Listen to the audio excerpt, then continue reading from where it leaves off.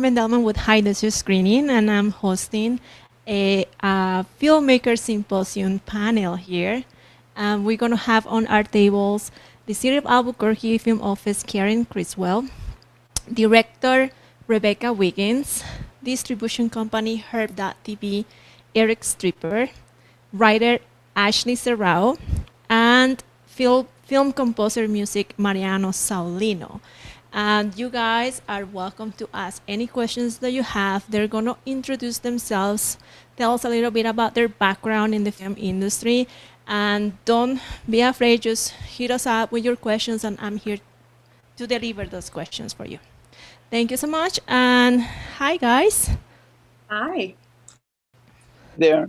Hello. So, I am so glad to have you here on board on this panel. And let's see, why don't we start with Ashley? Will you tell us a little bit about yourself?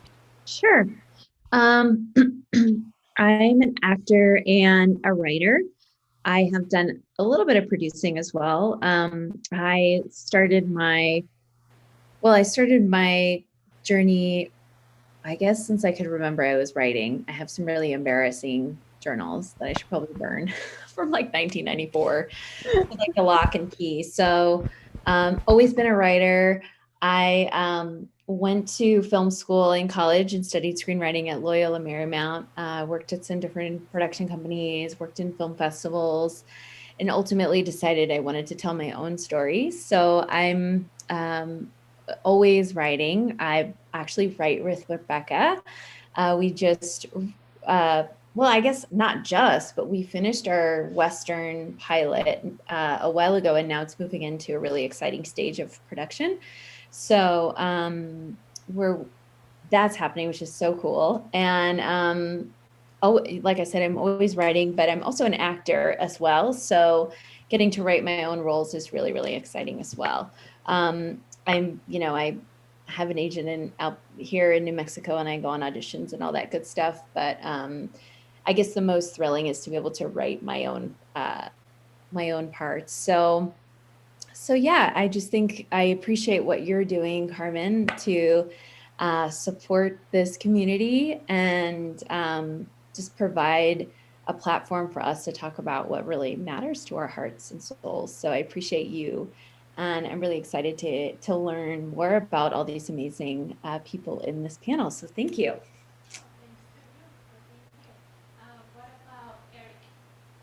about Eric? We couldn't hear you very well, Carmen. Yeah, I think you said. I have to use the microphone. I didn't know that. Okay, Eric.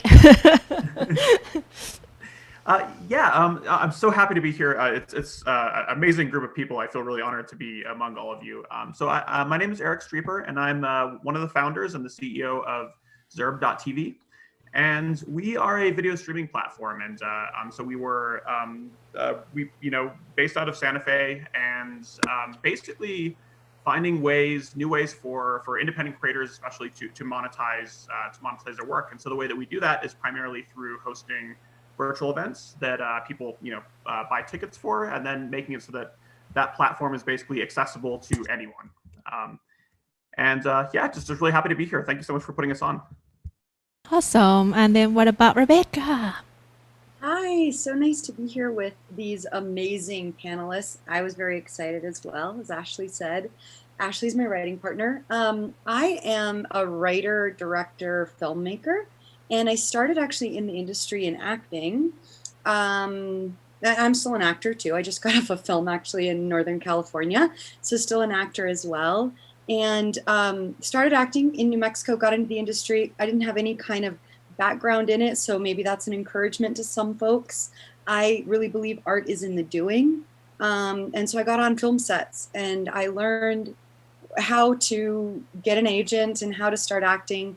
That was in 2007, and I moved to Albuquerque and started working. My first film that I booked was Sunshine Cleaning, opposite Amy Adams, which was really fun. I was like the host of a baby shower, making everyone play the poopy diaper game. Cool. And I started there, and then I started producing independently about a year after I started doing acting work because, like Ashley said, I really wanted to be in control of what I was creating and the art that I was making and not be beholden to someone casting me and saying, oh, okay, now you can have a job. So since then, I've produced over 20 short films, many of them award-winning. I produced a web series titled Date Doctor and acted in it. Most of the things I produced, I've acted in, because why else produce? It's hard work. And I most recently have produced 2 feature films. One of them, called Iris, went to the La Femme International Film Festival and premiered there. And then I was nominated at the Madrid International Film Festival for Best Actress, and also at the London International Film Festival for Best Actress for my work in that. And that's so cool because that's something that I got to produce myself. So I guess 5 years ago, I took a class with Ashley on screenwriting, got really excited about writing and started writing work as well. And most recently, Ashley and I have a female-driven Gothic Western television series called Savage Lot, set in the 1850s New Mexico territory. Really, really modern take on the Western, obviously female leads. It's all electronic music to emulate the harshness of the landscape. And we're actually filming with named talent and an Emmy-nominated producer and Emmy-nominated casting director. We're going to be shooting like a Zoom read-through essentially with all the named talent and then doing filmed elements to use as a pitch to network. So that's super exciting. I directed 3 projects completely remotely this year. Teaching really led me. I'm a teacher as well. I teach acting. Teaching really led me to directing and loving the work with actors, right? And so if you take like the film production background, acting, teaching, somehow that turned into directing and I love it. So that's me. Awesome. Awesome. Keep it up. Karen, tell us about yourself. Hi, well, thank you so much for having me, Carmen. I'm really excited to be here and to support High Desert Film Screening Festival. And I am the new film liaison for the Albuquerque Film Office. And it feels weird to say new, but I started practically a year ago, although it doesn't feel like that because we were shut down for most of that year. But I am to say that production is coming back online and is ramping up, and we're really excited about the things that are happening. We've been implementing a lot of really cool stuff. We launched a new website at the beginning of this year, abqfilmoffice.com, which has a local resource directory for local businesses and a location photographic database for locations that are Albuquerque centric. And we're going to be adding to that website probably in the next fiscal year with community bulletin board and other things. We're very happy about it. So that's been one of the things that we did in during the shutdown period. But that coincided with us being named #1 for 3 years in a row by Filmmaker magazine as the best place to live and work as a filmmaker. So all of you are living and working in the right place because we're really still on the map, and we're really excited about that. We're only the 2nd city to ever be honored 3 times in a row.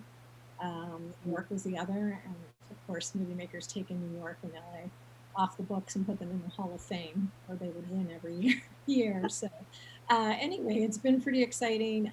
The last year has gone by really fast, but I do think there's a lot of really exciting things coming down the pipeline. I came here, just short, brief history before that. I worked for almost 18 years and was Vice President of Operations for DreamWorks Studios for the narrative feature side of the studio, not the animation. And I oversaw the narrative side, the production, music, and also started out at DreamWorks Interactive, which was their interactive game division. So cool. And then I also was an independent producer and director. So I did a lot of that over the last couple of decades. And I moved out to New Mexico to Taos in 2015. I started coming out here because the first short film I ever produced in LA, the first festival it ever got accepted to, was Taos Talking Pictures, which sadly is no longer in existence. But I spent 7 years being their short film jury chairperson. So I came out here several times a year and fell in love with New Mexico, and here I am. So I'm really glad. Nice. It's so great to be here with filmmakers from the area. That's awesome. Thank you. Okay, Mariano. Hi there. Finally, this panel is amazing. Waiting. You know, I'm just a film composer. What can I say? I have to say I'm an award-winning composer with over 15 movies under my belt. Unless I say this, my manager is going to get very upset. So, so I have to say it. That said, here I am. I'm a humble composer trying to do my job, as well as I can for indie filmmakers. Something I really love, because I come from the television and the advertising work. Indie filmmaking, I really, talking seriously, I really love working with independent filmmakers because I think it's the heart of the thing, because industry, sometimes it's only about focus groups and what the people is expecting to have. And I found in the indie industry something similar to the thing I knew when I just started. I really fell in love with that, and I going deeper and deeper on this. Okay, so let's start with the questions. And this question goes for Ashley. When writing a script, how concerned are you with answering all questions and filling all the holes?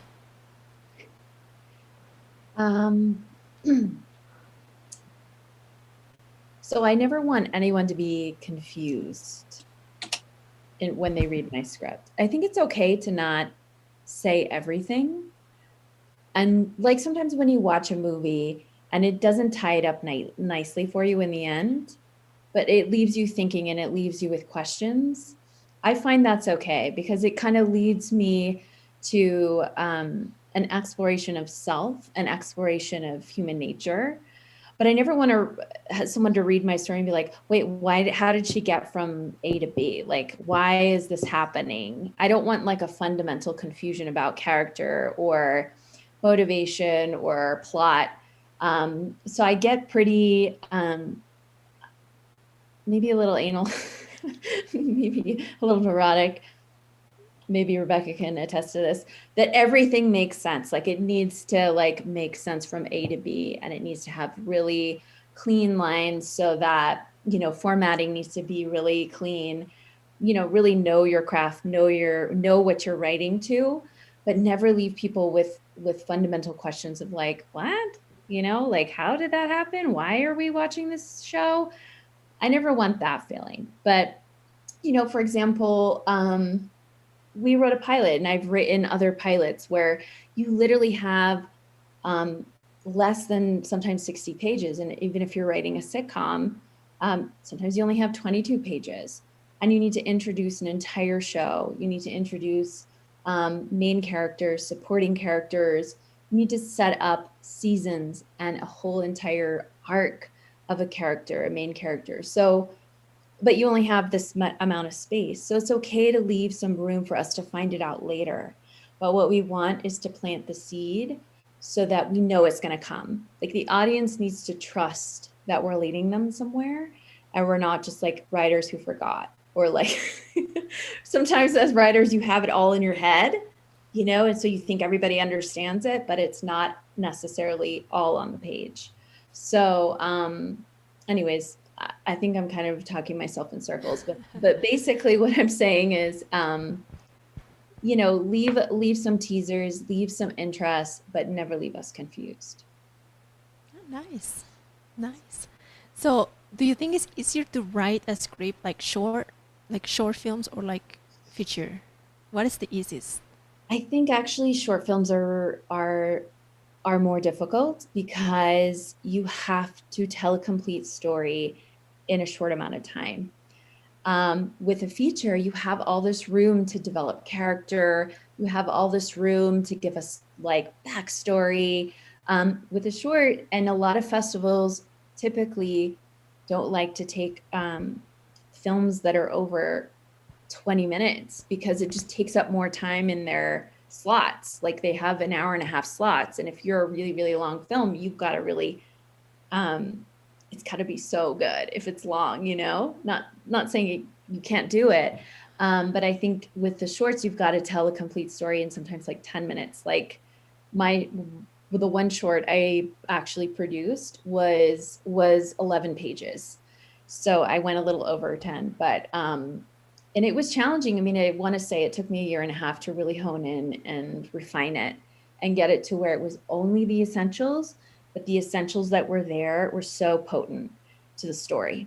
They were exactly what needed to be there, and just enough to keep people interested. So, but then again, I've been writing a lot of pilots lately, and they're really hard because you have to set up a whole season, you have to set up a whole show with multiple seasons. You know, like the pilot is everything. If you write a pilot that doesn't like completely land, your show's not going to continue. They may shoot the pilot, but they won't pick it up and continue for seasons. I mean, if you think of the Breaking Bad pilot, like that was a pilot that was like, boom, this is what the show is. This is what it is. And of course, like it had a whole life of its own. So I'm leaning towards like pilots are really hard to write. And after that, shorts, and then features are also challenging, but you have a lot more room to explore and kind of get into character and backstory. Awesome. Eric. Okay, heard that TV. Here we go. Okay, if a producer of a music video comes to you and get the word out, how could you help that person? I'm not understanding the question, but hopefully you do. Well, yeah, no, I think so. So that's something I think that's really interesting, and I think there's, there's traditionally been sort of more of a differentiation between, like a short film is something that is like your calling card. I mean, that's a really common thing you hear and that kind of thing, and that, hopefully by doing that, maybe someone will, make a feature that you've written or you've done or something like that. I think actually what's interesting about the internet is really changing that a lot, I think. And something I think particularly that we're really interested in is how a lot of people can actually package their content together. So they can, you can work collaboratively with other people that have shorter content, which would include music videos or anything else really, and be able to put that together into a single program that could then be just basically, just basically sold to people. People could actually they could buy tickets and they could see this entire program. And so I think for us, that's definitely, if you came to us, that's what we would encourage you to set up is basically, okay, well, if you have a music video, that's perfect. Just, find some other content that it kind of just goes well with, and just build up a program, just like you would at a festival, really, to put these things together and just make something interesting that people would want to watch in a block. And I think what's been interesting is that we've certainly seen, over the last year, is that people are definitely willing to pay for this stuff. I mean, so people are paying for independent content, and that, of course, has not been the case traditionally. So I think actually that really, regardless of what type of content you have, if you have something that's really good, I think that it provides a way for you to be able to get that out there and actually to, which really is our focus is on bringing in revenue for filmmakers. And so I think, it's really, I think, just changed completely. And I think this was sort of afoot before the pandemic, but I think it really accelerated when the pandemic hit. I think a lot of organizations that would not have really considered hosting these types of events started to do them. And so, I think it's a better time than it's ever been to have a music video or to have any piece of independent content that you have and that you want to be able to release to people. How do filmmakers submit to your streaming? So with us, basically it's just a matter of creating an account, and then you can just upload your film into your own account. There's no cost to do this or anything like that. And then there's a couple of options. I think basically you can work with other filmmakers. So you could kind of all put your content together and like I mentioned, package it into a single what we call virtual event. You could also work with existing channels though. So if the channels that are up there now, you could even put together this program and then basically have it run on these different channels that are operated either by film festivals or film societies or movie theaters that are doing virtual screenings and that kind of thing. So I think there's a lot of options, but I think starting out a really good way to do it would be to put together a really cool program of local content and that sort of thing, and then be able to go to even like your local cinemas and that sort of thing and say, hey, if you want to kind of run this virtual screening, that's basically what we can help facilitate on our side. It really just starts with, basically essentially setting up an account, getting your content added into that, and then from there we have tools to actually be able to combine that stuff together into these programs. That's wonderful. That's amazing. Okay, this one goes for Rebekah. Please explain the relationship between a director and a producer. The difference between a director and a producer? The relationship between a the director relationship. and a... Yes, yeah. Well, my job generally has been so blended. It's been both because I've been an independent director predominantly so far. But generally, I think on a larger level, the director is in control of the total vision and more creative elements. And the producer is going to be more in charge of hiring, locations, financing, scheduling, budgeting, that sort of thing. So I kind of think of, like, if I'm putting it in very simple terms, very, very simple terms, I feel like producing is like more of like your, what side of your brain is the mathematical side? I feel like it's a little bit more accountant. Right side. Your right side, yeah. And your left side, I feel like, is a little bit more the director brain. I do think both have to really have a hybrid, though, of intelligence for dealing with humans and choosing good humans to work with. If you want to be, I think the people that I've worked with for about 10 years now. And I always go for, of course, I want people to be talented, but I'll choose someone who's kind and hardworking and willing to learn, humble, like Mariano said. I'll choose someone like that over someone who's like super talented and really difficult to work with. And I said this earlier, actually, in the panel before when I was talking about teaching. I think that one of the biggest things we've got to remember when we're working in film, even if you're in post-production and we don't see you on the set or whatever, we're all a team. And you really have to come at it from a side of how can I make everyone's job easier? Of course, that means doing your job really, really well, and paying attention and being aware of everyone else there. As far as like producing and directing for an independent realm, it's very closely related. Like I was mailing drop cloths to all my actors for their Zoom read through this morning. I was like mailing them and taping everything and writing all their addresses, which normally a producer would have a PA doing something like that. But I like it. I mean, I love kind of being involved in that realm, connected with all my crew and connected also with all my actors. And then I took actor meetings too for 2 hours this morning, and just went through the script with everyone. So yeah, that's a little bit of the difference between producing and directing on a larger scale, but then on an independent level, it's more of a hybrid. Awesome, thank you. Yeah. Karen, just kidding.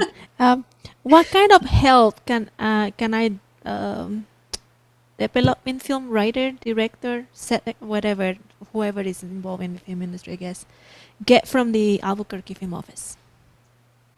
If I understand the question correctly, they're asking like, what can we do for local talent? How can you help? How can I think in general, writers, directors, set decorators, the film industry. There's a couple of things that we've just started that we've initiated to try to help local talent. We started doing quarterly workshops. Last year we did one that was geared specifically towards people breaking into the business, and worked with a local line producer and did 2 workshops, one for college students and one for high school students, that helped them sort of figure out how to do their resume, how to become a PA, why they would want to be a PA, what they need to know about the set once they get there. So we did that. Then we sort of this year we started off flipping it to the other end of the spectrum. We did a legal workshop and these are free workshops for Albuquerque filmmakers. And we did a legal workshop with a local law firm and talked about intellectual property rights and what are the documentations that you need to put in place and what are the different types of agreements, what are the different types of business entities. And it was very geared towards above the line, producers, writers, directors, content creators. We are planning to continue to do workshops on a quarterly basis. As I mentioned briefly, we started the resource directory for local businesses, and we're almost up to our first initial goal, which is 100 companies locally in the Albuquerque area who have their businesses that are all production support related or somehow related to the industry that are now on our website. And you can see that at abqfilmoffice.com. If you have a business, if you are an LLC, even if you are an independent contractor, and you've got a logo and a description of your services, please, please, file and submit. We'd love to have you on the resource directory. We're trying to build that with as many local entities as we possibly can. What will be coming up is a crew directory. We do not have that currently on the city film office website, but that is something that we intend to add, and also a community bulletin board. So if you are throwing workshops, or you are teaching, or you are doing other industry related things, you can put them up on that bulletin board. List yourself on the crew directory. We're trying to engage more opportunities for above the line. We're also working on a location, a photographic database that will help our local location managers pitch and sell Albuquerque as the place to shoot. So those are some of the things that we already have put into place or are planning that are coming up. We also keep resumes, so that if productions ask us for things, we will give them to them. We are keeping housing location information. We're keeping PA resumes. We're hoping to have, stuff like that to migrate eventually onto the website in some form or fashion. But in the meantime, we do collect those through our film coordinator, Rebekah Cavalier. And you can reach out to any one of us. All of our contact information is on the website. And, honestly, I have a lot of conversations where people call me and they say, I'm thinking about relocating, or I live here and I want to do X, Y, Z. And I'm happy to have a conversation with anybody at any time. I've been in the industry for a long time. I did theater for a while, and then film for a while, which has amounted to several decades. I have a lot of experience. I've run into a lot of different situations. And if I can impart any of that sort of experiential, wisdom, I'm more than happy to do that as well. So, and we hope to keep just adding to that, adding events as things come back online with COVID. And we're also open to suggestions of ways in which we can help. So if you are a professional in the Albuquerque area and you want us to help you with something, call us and we'll see what we can do.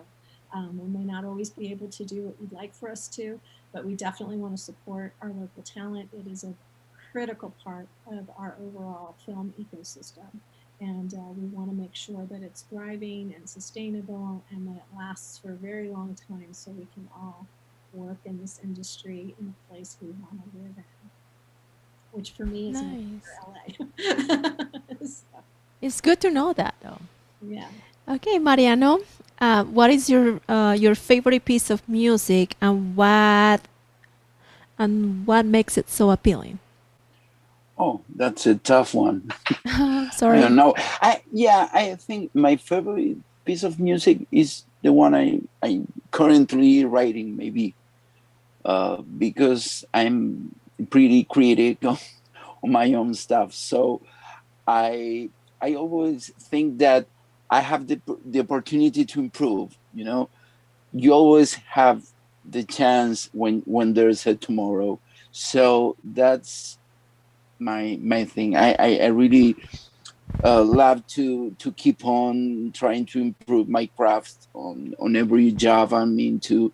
Every project, it's another kind of universe, because of everything, not only because of the content, but because of the people that is involved. And as composer, we are like, very sensible to that. So we try to get into that universe that every project is. So I think my favorite music is the one I'm writing right now. For example, Sierra Sisters is a project for a company in Albuquerque I really love. And they have given me a lot of freedom to work. That's something that I really appreciate. And the good music comes up when you have such a wonderful team, that's... They submitted to High Desert Screening, by the way. Oh, I really yeah. like the music. Oh, maybe the short film, Sierra Sisters, Red Hand Treasure. because now I'm working on the feature, which Oh. is the search, for Blackbeard treasure. Yeah, it's going to be awesome. Check it out. I bet it is. One more question for you. How electronic, which I think, how electronic means of recreating the sound that instruments produce advanced to the point where a live music is no longer needed? Like, I think, do you understand the question? I don't think so.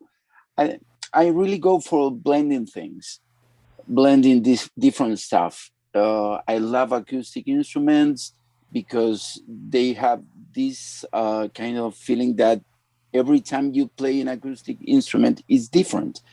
Every time you play an electronic instrument, it's like a snapshot, like it's always sounds the same. So it's interesting when you blend both worlds, the electronic world and the acoustic world, because you get the best of both. So I like also to blend styles.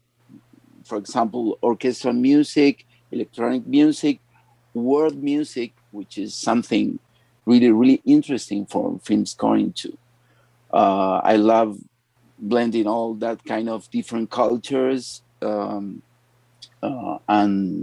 orchestral music and electronic music. But I don't think at all that acoustic instruments are gone at all. Mm-hmm. I love music. Maybe it's easier to produce. Now every fool can pull the trigger. I don't want to be rude with DJs, all that stuff, but I work my ass studying music, and I think the more you study, the more you learn your craft every day. You get better, and if you use electronic music or acoustic music, it's okay. The thing is to improve and go for something more creative, and always in my work, you have to support the story. We're here to help to tell the story. We are not here doing our own music album. We are here to move the audience, to support the whole movie. That's the role. Okay, thank you, Ashley. Okay, I like this one. Is the script your property or therefore can be changed without your permission? It depends. You should always protect your script the moment you finish your script at any stage, at the first draft, the second draft, the third draft. Register your script with the Writers Guild. You can also copyright your script. So I'm moving into a teacher hat. Like, protect yourselves, always protect yourselves.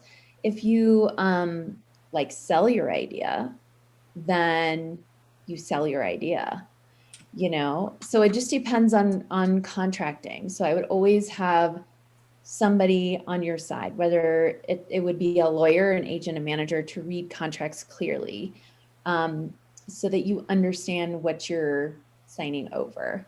So this is just an example of my experience in that, well, there's several things I can tell you in terms of my experience, and hopefully this will be helpful. But I write for a podcast that's fiction romantic comedies, and they own my stories. So from the beginning, the head writer was like, don't give us anything you love because we own it. We can take it and turn it into a feature film, and maybe we would hire you to write it or maybe not. So that was always in my head when I was pitching ideas, was like, my loves of my life, like those stories, I would probably keep to myself, because I knew up front, like it was always clear up front that that's what the deal was. And in terms of like, I had a pilot optioned. So the paperwork was only for a certain amount of time. So an option is basically like a producer agrees to try and pitch your idea to network and try and sell it, right? And so they're on your team, they're working for you for a certain number of months. And then the contract expires. And then the idea is ours again, right? So it really just depends. So the best advice that I could give any writers out there is to please register your work with the Writers Guild of America. So you can Google it, WGA registry. You can also copyright your work. I would copyright once it's like pristine, like the ultimate final draft, like you're going into production, because that would give you even more protection. Always have people sign an NDA, so you can download NDAs, you know, off the internet. I think even WGA has one, Rebekah has one. You just get people to sign something, you know, if you have actors that are interested, like you're going into some sort of a production, actors, even your cinematographers, I don't care who it is, you're telling them like, you're reading this, but this is actually like, you know, this is mine. And then anytime you're moving into a bigger stage where you're talking networks, bigger producers, bigger money, make sure you have a lawyer, make sure you have contracts and you understand clearly what you're signing over. Because it may be completely okay for you to sign it over and get a payout. Like that sometimes is fine, right? Or sometimes you may not understand that. Like, because they can easily, like if you look at some of those Wonder Woman movies or those bigger movies, like the list of writers, there's like 8 writers on them, right? It's because, well, I don't know, this is a generalization, maybe not in every instance, but it's because they had an initial writer and then somebody read it and said, I think so-and-so is a little bit better at dialogue. Let's get them on board.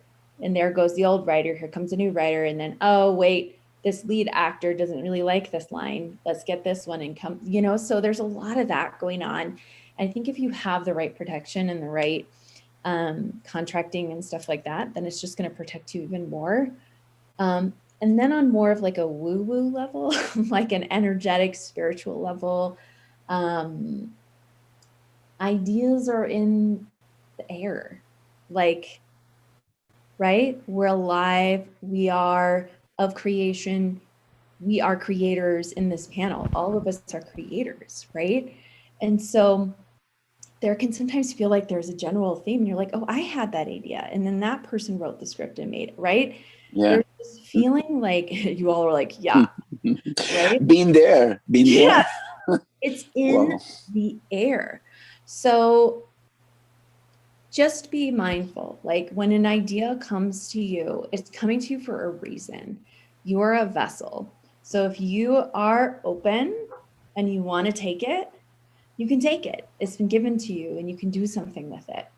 But it can go to other entities too. So, okay. So that's sort of my belief. And it's not, you know, I know Elizabeth Gilbert talks about this in her book, Big Magic. Like I think it's real for me at least. So, so know that. And anytime you talk about your ideas, like at all, to the barista, to your mom, to so-and-so, I could say something in this panel, right? And about an idea I had, but it's not really ready to be out yet, for example. And then all of a sudden, you know, you might have somebody saying, oh, I heard about an idea. I had a girl said that sometime, you know, like, so just be careful about what you say. I would say like stories are like embryos, like they are like birthing a child. So if it's not ready to be out into the world, you haven't registered it and protected it and like had NDAs and like, then don't send it out yet, even to your barista.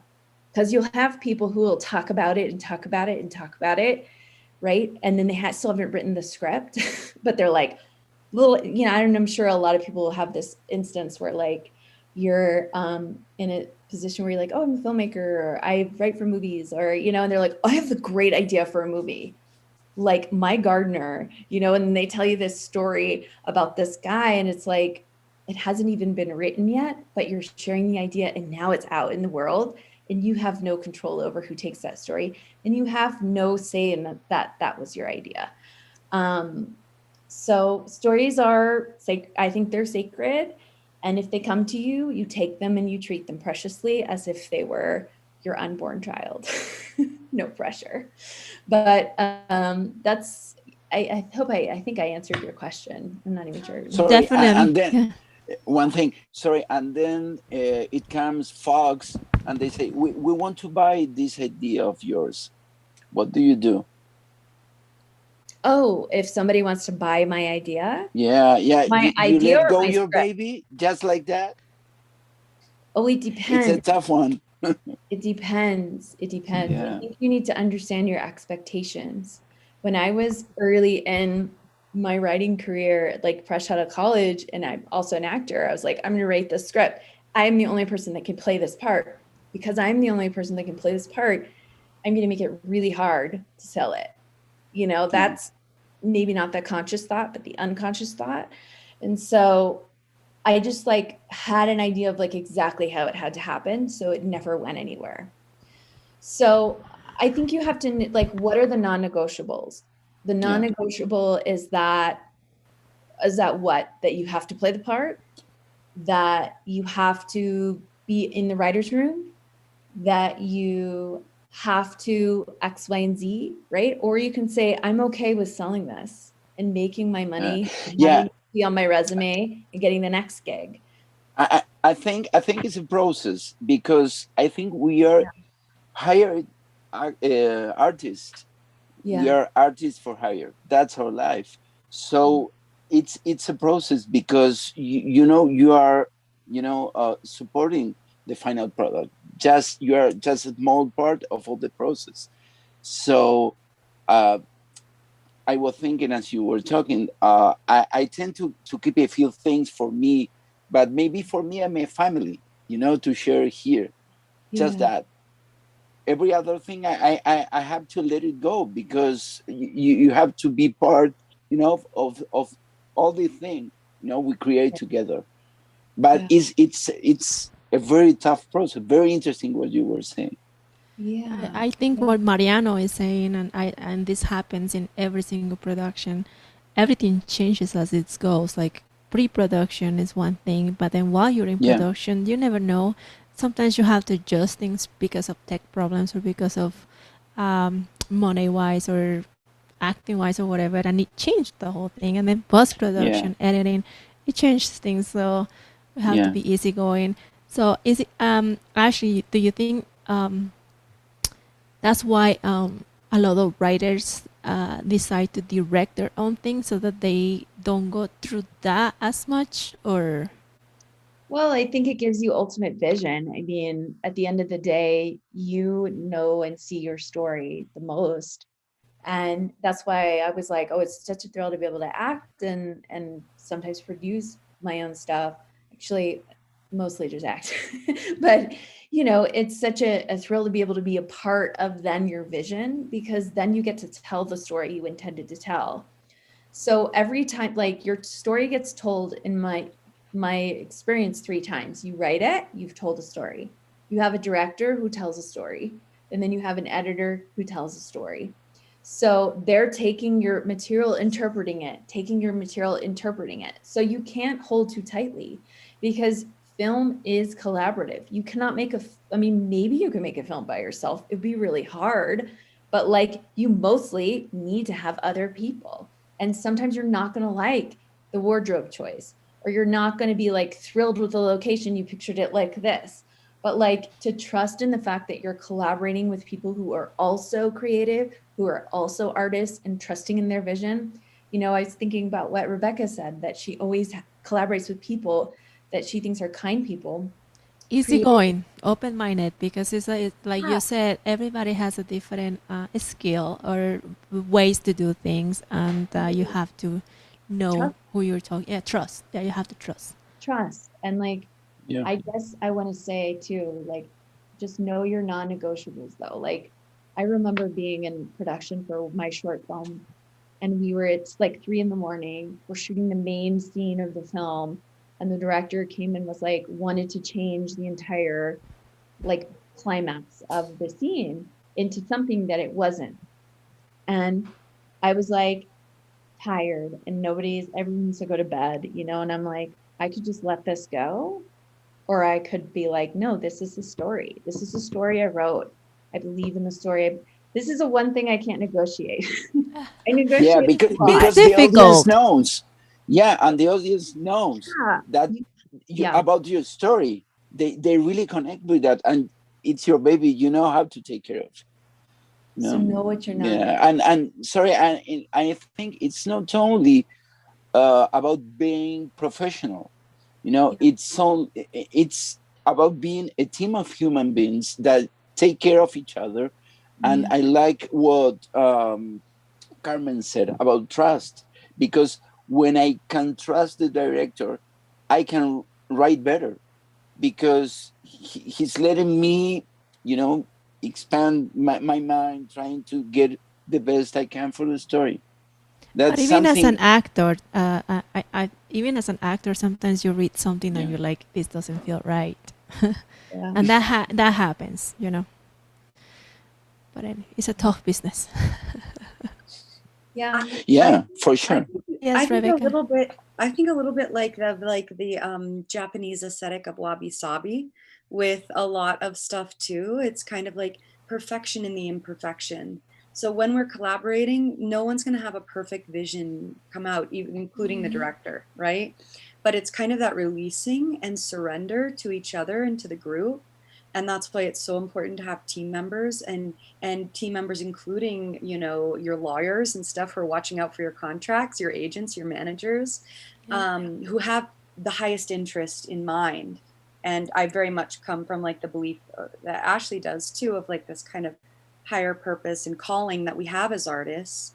And so you just want to make sure that's like you're not hanging on. I think when I've really run into problems, I've been hanging on to something really tightly. And what I've learned in our work is to trust, like Carmen was saying, and release and surrender. Yeah, that just made me think of that. Awesome. Okay, next question is for Eric. How do you make these selections to stream, you know, the movies? And you mentioned that it's free for filmmakers to create an account and submit their projects, but how do you make the selection? How do you select the product? So actually, we made a decision pretty early on that we're primarily software developers. We decided like we should not be the arbiters of content, I guess you could say. And so really, I mean, the people that are making the selections are the way that we structure it on Zurb is that there are a bunch of different channels that they're basically portals for content. And so people go to these channels and they watch things that are on these channels. And it's really the channels that they're the ones that are making those decisions. So we have right now about 190 of them. And so like it's really more, I guess, like up to them. But on the other hand too, I mean, I think a big part of what we wanted to make sure happened was that, if you want to be able to release your content, that you can. That you could even, I mean, you could set up your own channel and do that if you wanted to. And I think that basically for us, we just want to be able to, have people have equal opportunity to these distribution, to be able to essentially control their own distribution. And if, and for us, it's really more a matter of, I mean, you would be working with the channels, you're like, we're not the ones that are telling you like your content, is a good match for this, but not for this, or you should do this, or like those types of things. We're just really trying to make it so that it's an open platform that you can collaborate with these existing channels or your own, and to be able to release content in that way, I guess. So yeah, we definitely I mean, I think a lot of what we're kind of trying to go against is sort of like the gatekeeping that traditionally does happen, because it just I mean, honestly, people are fallible, obviously, and I mean, so like people are not going to be able to make anyone who's trying to make that decision of whether or not something is should go somewhere or not. I mean, they're going to be wrong ultimately, right? I mean, you're not going to be able to do that. And so we and especially for us, yeah, I mean, certainly we didn't want to be the ones to make that decision. It's a tough one, huh? Certainly, yeah, definitely. Karen, how many people lost the momentum during the pandemic? Please describe what you see coming to New Mexico and tell us if this is a good time to jump into the film career. I think it's always a good time to jump into the film career if that's what you love. Because, I think anyone who's on this panel can attest to the fact that if you are driven to create, you're going to create. I can tell you that while I was at the studio, I tried a couple of times to stop creating on the side and give myself a little personal space and just go to work and come home and take my paycheck, and it never happened. I always wind up having to create again. So I think that is, if it's what's in your heart, you're going to want to do it no matter whether the time is good or not.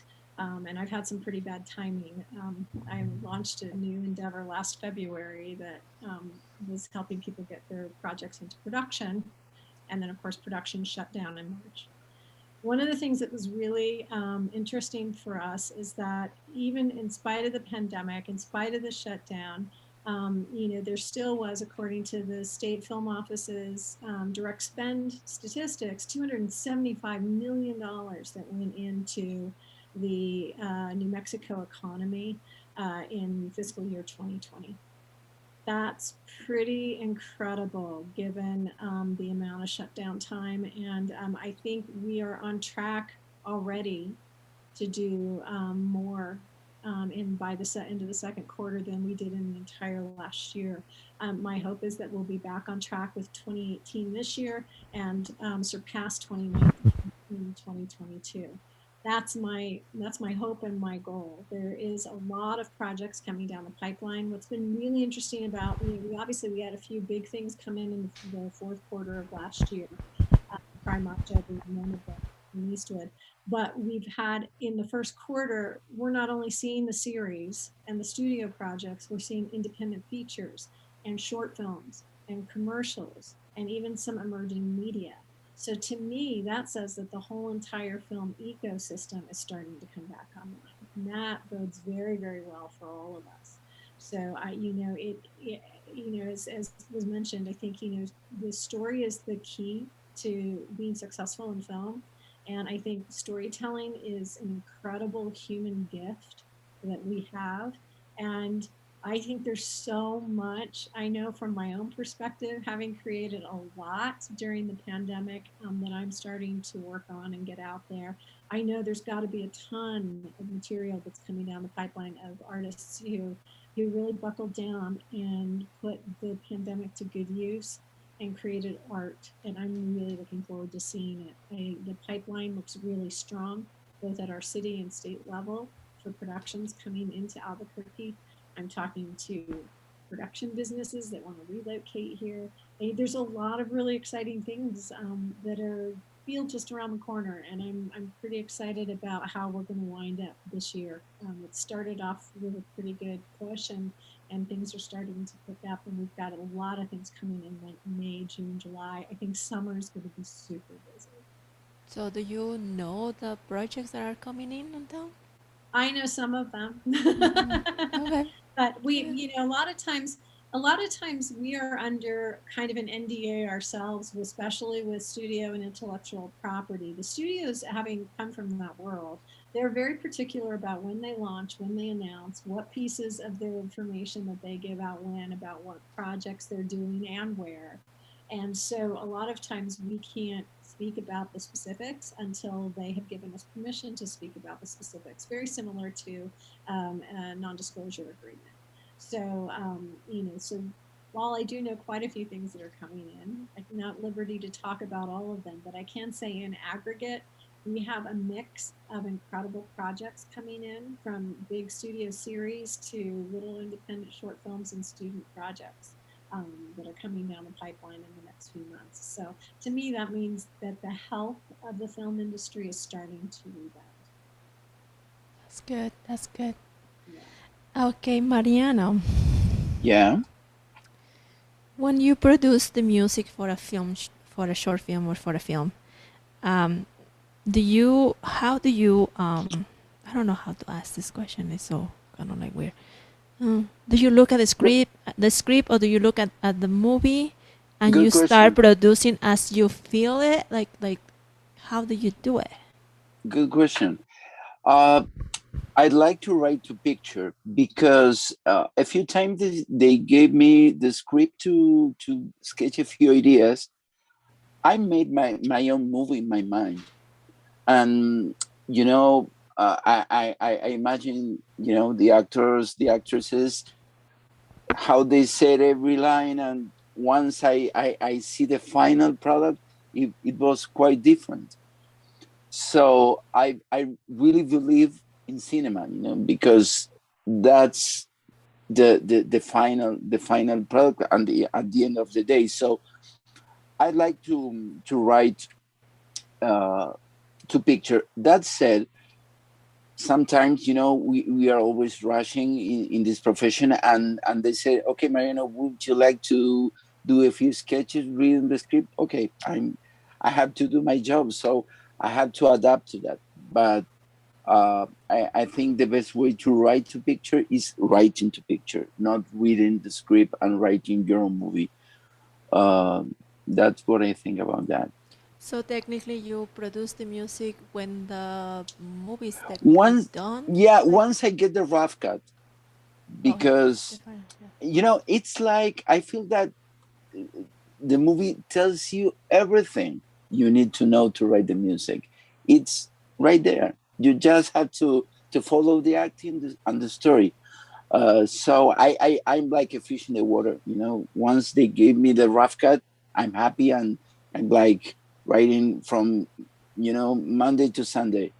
I have no problem to stay in the cave. There's no lockdown for me. I live in lockdown since 20 years.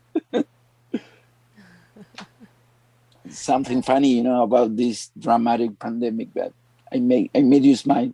That's all for me. That's awesome. That's awesome. Let's see, what else do I have here? Oh,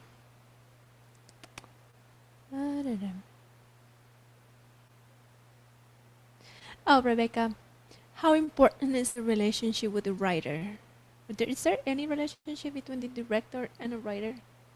Well, that depends. Obviously, I have a good relationship with Ashley. I'm the project that I'm directing because she's my writing partner. So that depends. You always have a relationship with a writer. I think it's important to communicate vision throughout as a director, and you're communicating someone else's vision. I predominantly have directed things that I've written. And so for me, that's very easy because I write a lot of, and Ashley knows this too, I write a lot of direction and how I'm going to shoot it in the script. Now, if I'm writing for someone else, I just finished writing a television pilot for someone, and I didn't write a lot of that direction that I would have, the action direction and the camera movements and that sort of thing. I still wrote in a lot of music because I think musically, and I wrote in a lot of music in the script that I would put in there if I was directing it. But I think it's important to have kind of an ongoing conversation, at least between me and Ash and what I'm working on now, on like, okay, like for us with our characters, we wrote a pilot, and you were talking earlier about fleshing out the characters' worlds.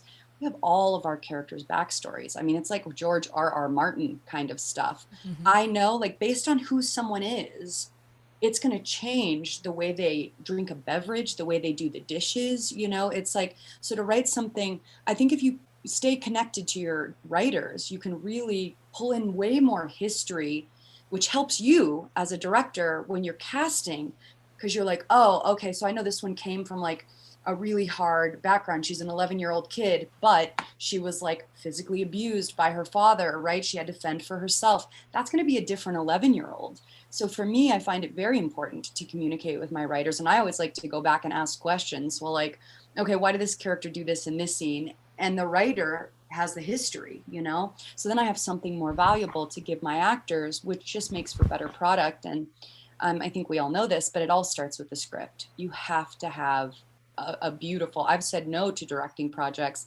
because it wasn't a strong script. And guess what? My name's on that. And I can only elevate it to a certain degree if I don't have great writing. So I think part of your job too, just to add to that, as a director, is selecting quality material. Yeah, that answered the question? I think so. Awesome. Ashley, what do you consider to be your greatest achievement? I don't know, probably they're talking about the best script that you ever wrote. I don't know. Well, at first I said my son in my head was like my 2-year-old. But in terms of work,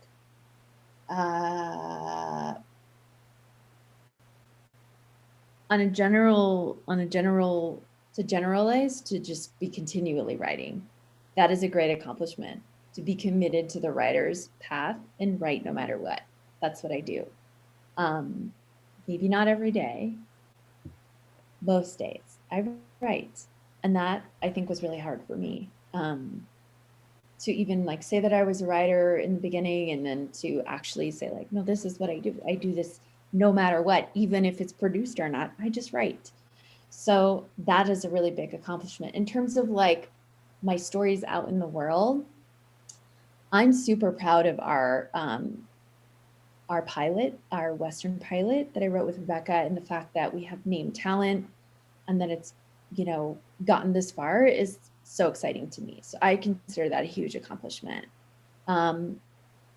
My other like great love and great success is, I think, Dinner Guest, which was a short film that I wrote and produced and acted in.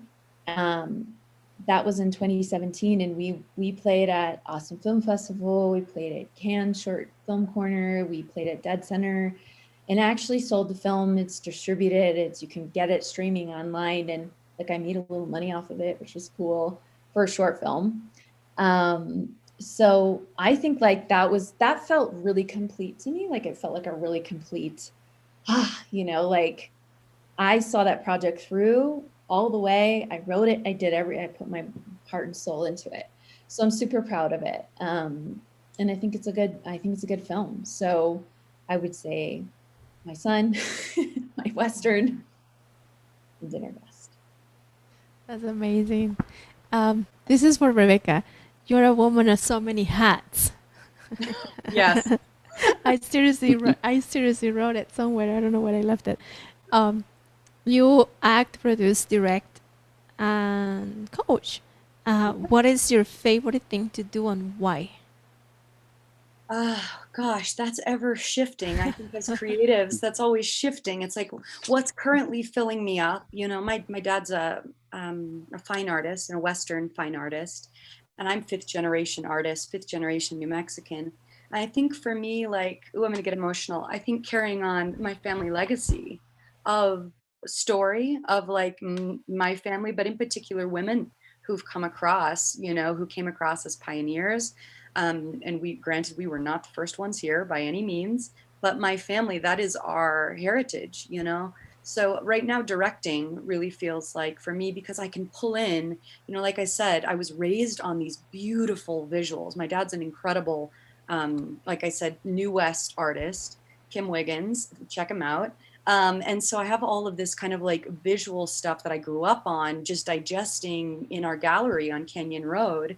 And then I went to music school, and I was like, I finished I felt like I was a failure. It was like, I finished music school and now I don't know what to do with it. I'm, 20 years old, my life's over. And then I got into film, and then acting was really filling me up. I don't believe that you have to just be good at one thing, at different points in my life, different things have filled my soul.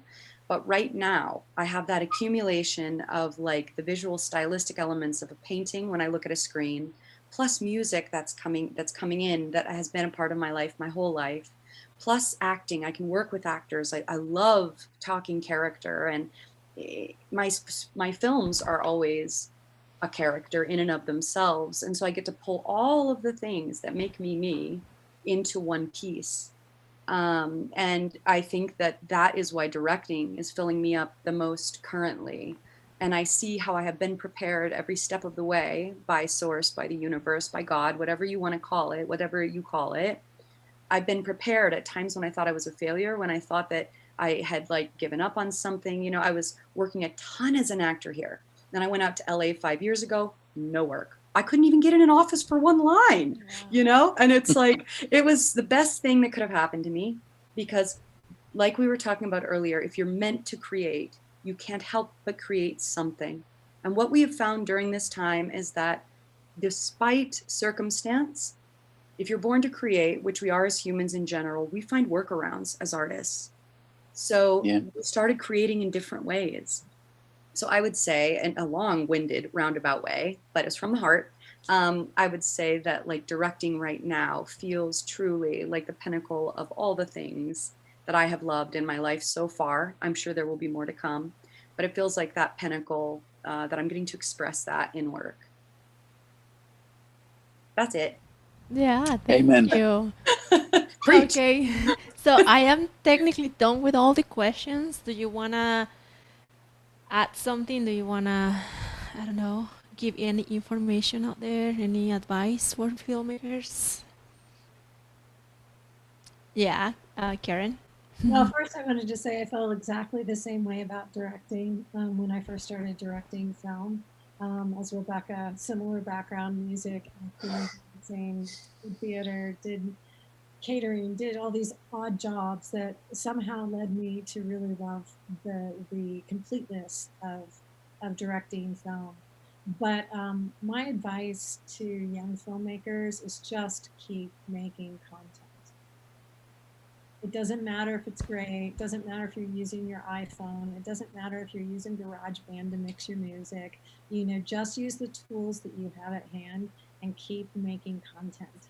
I love that. Put it out there, load it on streaming platforms, go to Zerb TV, put it out on YouTube, put it out wherever you can. Someone will see it and it will resonate with someone. Mm-hmm. Then the next thing you know, you'll be an overnight sensation. You're going to be on Netflix. I'm going to see you guys on Netflix. Can I piggyback on Karen? I'm Yes. sorry, guys. Yeah. I know Yeah. I just talked. I'm Mhm. sorry.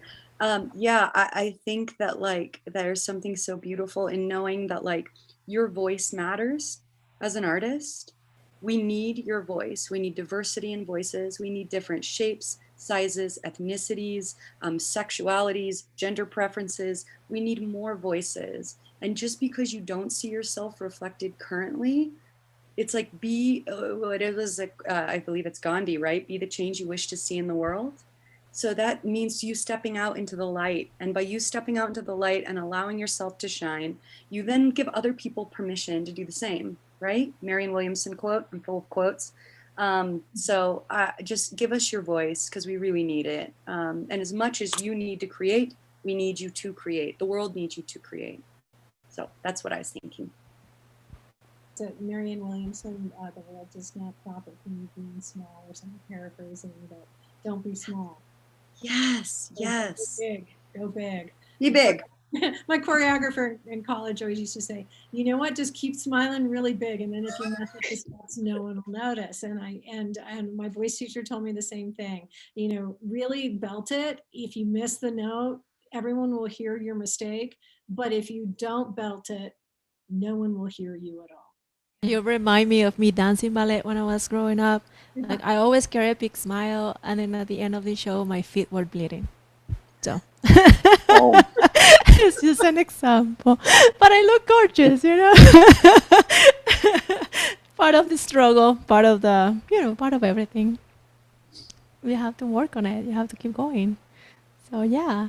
Okay. Is there anything else you guys wanna add to this? Yeah, Ashley.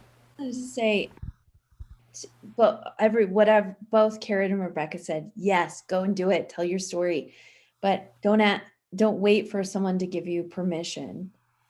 Because if you're waiting, I think as an actor, especially because you have an agent, I felt like sometimes I was like waiting for a call, or like waiting for my break or waiting for something to happen to me. Like it was going to come to me and be like, oh, there you are, we finally made it. And it's like, just do it.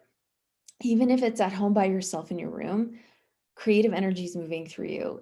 The world needs it. It is received no matter what. So just, don't wait.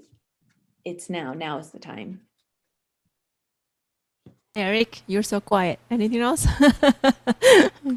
Yeah, and I just think what everyone just said is just so good, and I do think I was just thinking about really needing more voices, and I think that's so true, and I think that we're in a really different time now, and I think that actually that technology really is enabling you to reach your audience directly. I mean, so even if you are doing something that is not going to be, interesting to let's say Hollywood or whatever the case may be. I mean, you don't need to worry about that as like you used to. I mean, I think that, if you can tell a powerful story that really connects with people, then yeah, I mean, I think that what you're going to find out is that there's ways to now get that out to people in just ways that were never possible before. So it's a really exciting time, I think, to be in film for that reason. Okay, so what a blast! I mean, this is awesome. Okay, so thank you so much for joining us, the Filmmakers Symposium High Definition Screening. I just want to announce that the submissions for our film festival, they're open. We don't have a venue yet. We're trying to do a drive-in this year because of the pandemic. Whatever changes they're on the way, we're going to let you know on our Facebook page and our website. These two panels are going to be available to view on our YouTube channel and our website, highdefscreening.com. Stay tuned. Filmmakers, you're welcome to submit your projects. We are on it now, so this is going to be great. Thank you so much, guys, for joining, for spending the time, and for sharing your experience and your knowledge. We are really appreciate it, and I wish you guys the best of the best. Thank you. Beautiful conversation. Beautiful. Thank All you, of everyone. You guys are amazing. Really. Okay.